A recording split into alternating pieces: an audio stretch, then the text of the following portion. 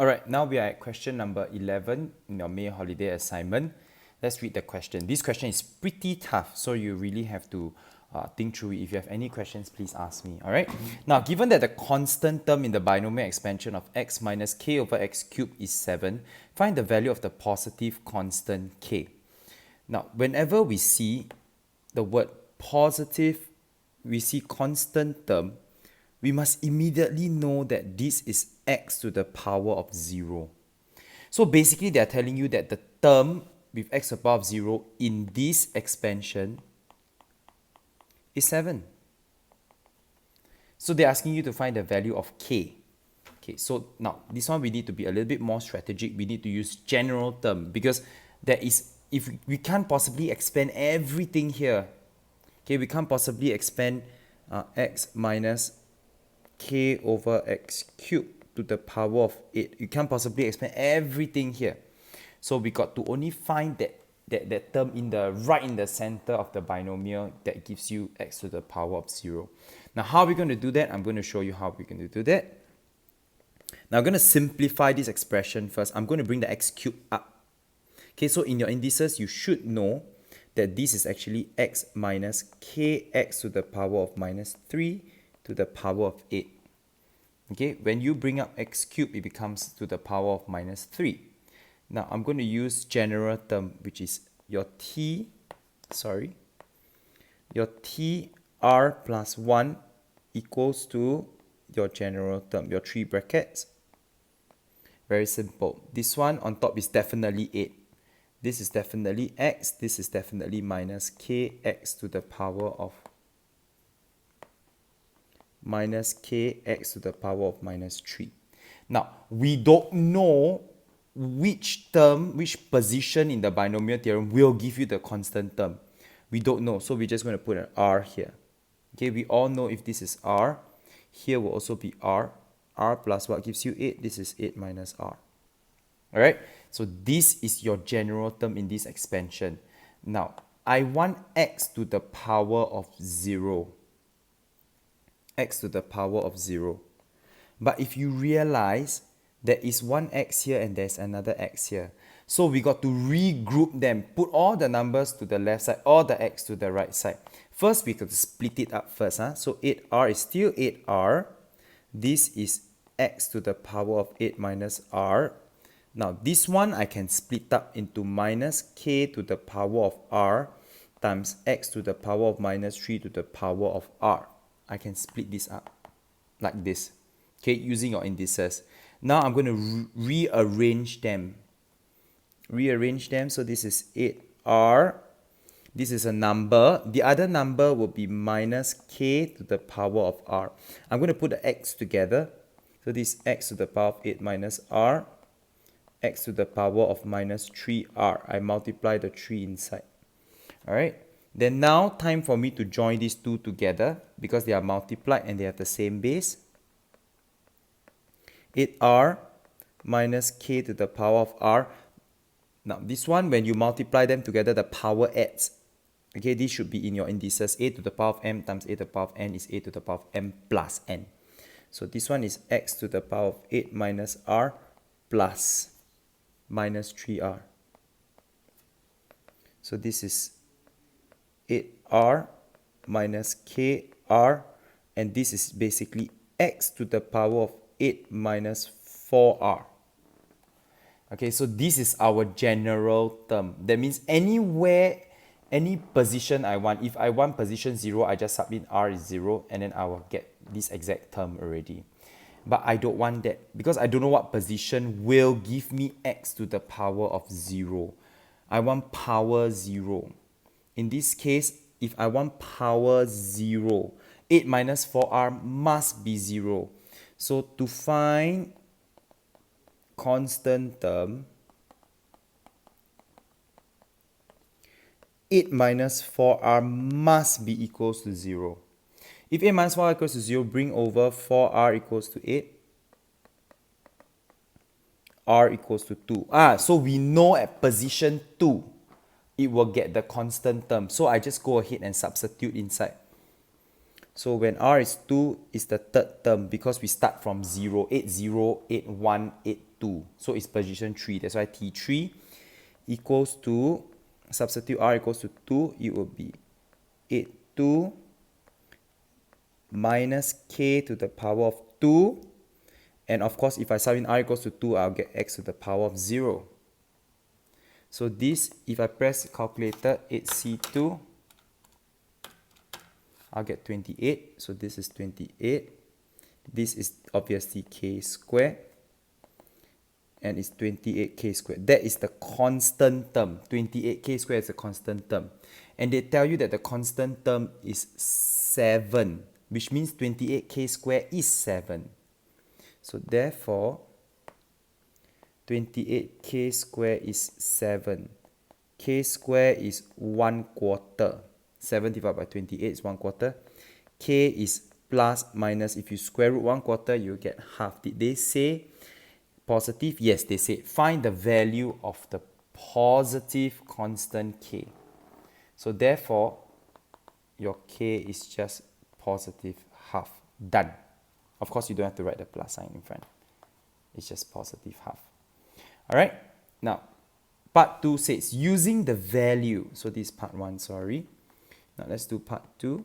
Using the value of k found in part 1, show that there is no constant term in the expansion of this. So you have 1 plus x to the power of 4. And then you have this. So k is half. So we know k is half. I'm just going to put k is half. X minus half over x cubed to the power of 8. I'm going to simplify this expression over here. This one is the same. Very irritating when you see there is a fraction in a fraction itself. So what I'm going to do is to times 2 here, times 2 here. I can do that because it's the same, equivalent fractions, right? So I get 1 over 2x cubed to the power of 8. And now I have a proper form already. How am I supposed to show that there is no constant term in the expansion of 1 plus x4 to this whole entire thing? Now, to show that there is no constant term, the trick here is to try and purposely find the constant term.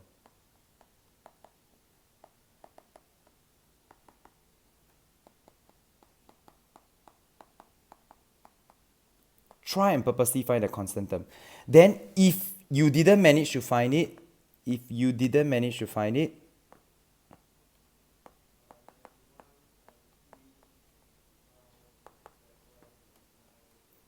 didn't manage to find it, then you have effectively proven that there's no constant term. Then no constant term. Alright, so this should be on your mind when you are trying to solve this question. Okay, try and purposely find the constant term there. So let's strategize. We have 1 plus x to the power of 4. And there are a lot of terms inside here. Okay, so how to purposely find the constant term? Which means my 1, this 1 here, must multiply by a constant term to get a constant term, right? And my x to the power of 4 must multiply by a term that contains x to the power of minus 4 to get the constant term. Because x to the power of 4 multiplied by x to the power of minus 4 will give me x to the power of 0, which is a constant term. So I only need two things. The constant term, okay, so this thing here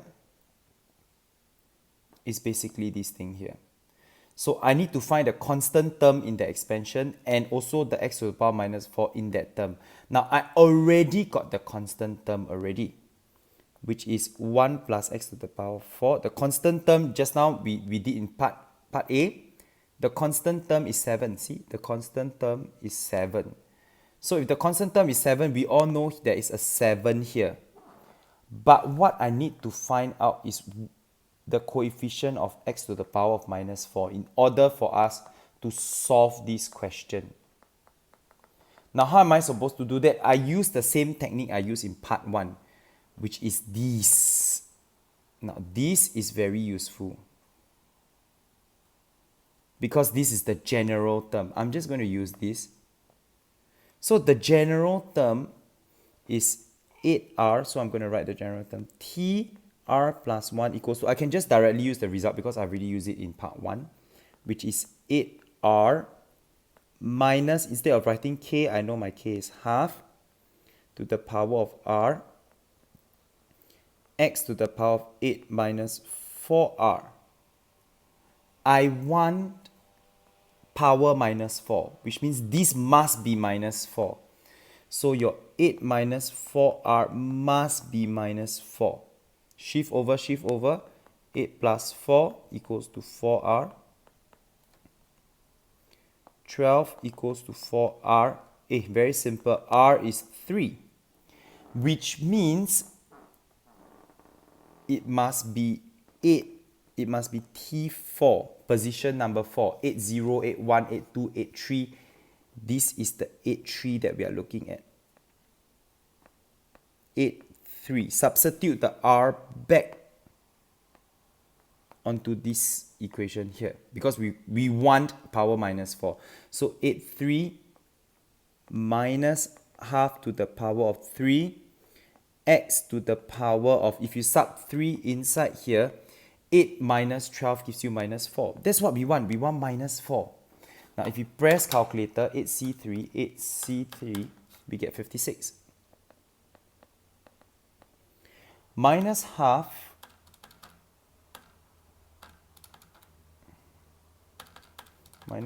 to the power of 3 is minus 1 over 8. Minus 1 over 8. X to the power minus 4. And this gives you minus 7 x to the power minus 4. Now let's put it back in, because this, now we have found out that this is this thing over here. So I have 1 plus x to the power of 4, then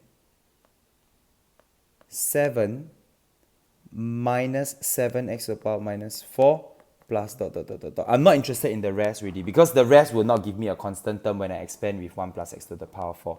Now let's try expanding this to this and this to this, and that's fine. Therefore, constant term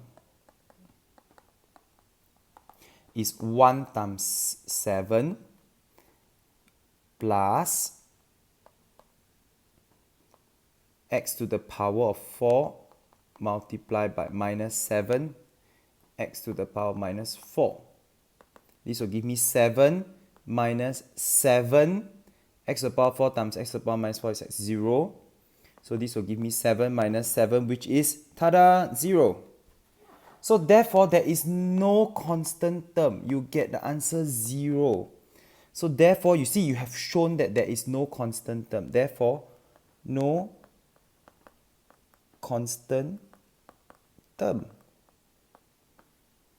Alright. If you have any questions, please ask me. This is a pretty difficult question, especially for part 2. Alright, that's all I have for question 11.